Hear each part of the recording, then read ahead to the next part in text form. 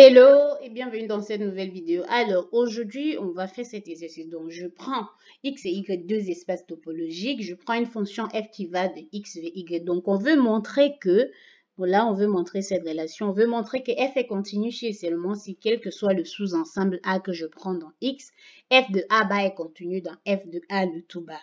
Donc premièrement, comme c'est ainsi et seulement si, je vais montrer dans deux sens. Donc, premièrement, je suppose que f est continu et je vais montrer la relation. Pour cela, j'ai ajouté une remarque qui est une preuve que vous pouviez déjà faire à côté sans souci. Donc, j'ai ajouté cela comme remarque. Maintenant, je vais considérer cette relation qui est connue.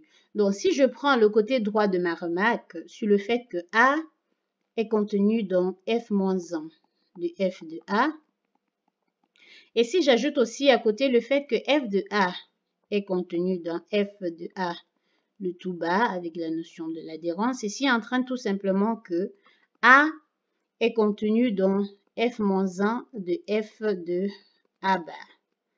F de A le tout bas ici sur f de A. Donc maintenant, si je prends cette relation, qu'on a là, j'ai A qui est contenu dans f-1 de f de A bas. Et donc, si j'applique A bas là-dessus, donc j'aurai A bas qui est contenu dans f-1 de f de A bas et le tout bas. Or, cette relation s'est fermée car la fonction f est continue, donc l'image réciproque d'un fermé c'est enfermé, donc d'un fermé c'est lui-même, donc là ça donne tout simplement f-1 de f de A bas. Donc, je retourne au fait que A bas est contenu dans f-1 de f de A bas. Maintenant, si je continue, si j'applique f dessus, si j'applique f là, j'aurai tout simplement f de A bas qui est contenu dans f de f-1 de f de A bas. Donc, si j'applique, j'ai cette relation. Alors maintenant, si j'utilise le côté gauche qu'on avait sur cette relation, sur le fait que l'image, donc là, on a f de f-1 qui est contenu, f de f-1 de A qui est contenu dans A.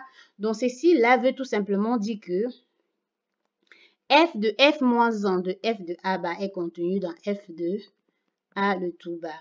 Et là, ça me donne la relation que f de A bas est contenu dans f de A le tout bas, ce qui est bien la preuve de ce qu'on voulait.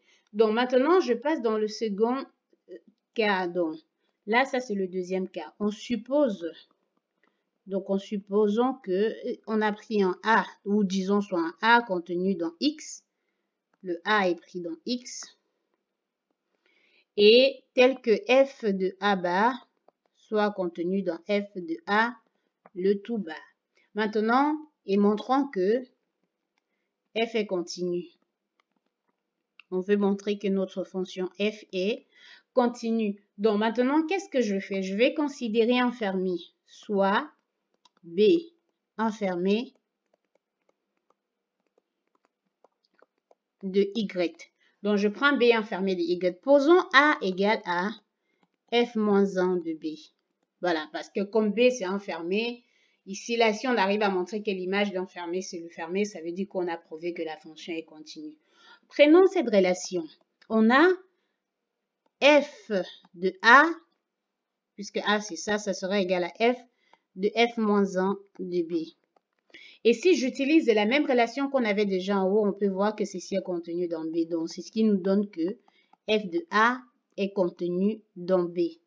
Maintenant, si je continue en appliquant f bar là-dessus, donc si j'applique bar, f, si j'applique l'adhérence là, j'aurai ceci qui est contenu à f de B qui est égal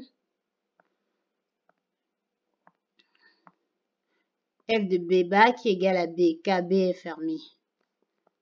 Car le B est fermé. Maintenant, n'oublions pas le fait de l'hypothèse.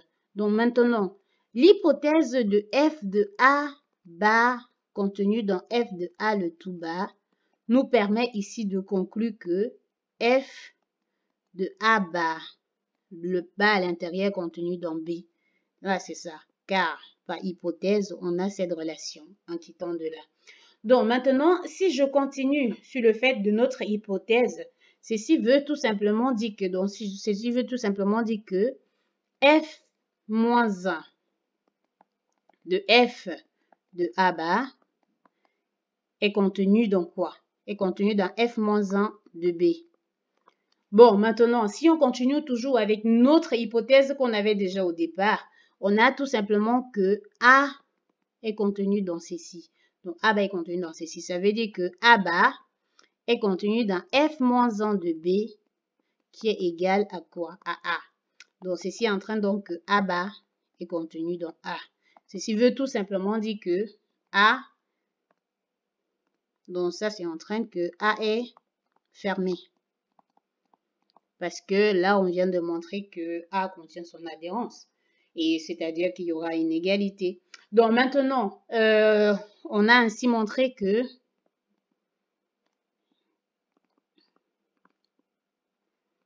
l'image réciproque, on a ainsi montré que l'image réciproque de tout fermé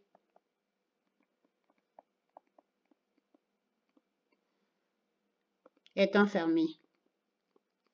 Voilà, c'est bien ce qu'il faut pour montrer qu'une fonction est continue. Donc, f est continue. Voilà, donc c'est tout ce qu'il fallait pour faire cette petite preuve et quoi pour l'exercice global. Donc, je vous retrouve pour une prochaine vidéo. Si vous avez des questions, n'hésitez pas à me laisser vos questions en commentaire.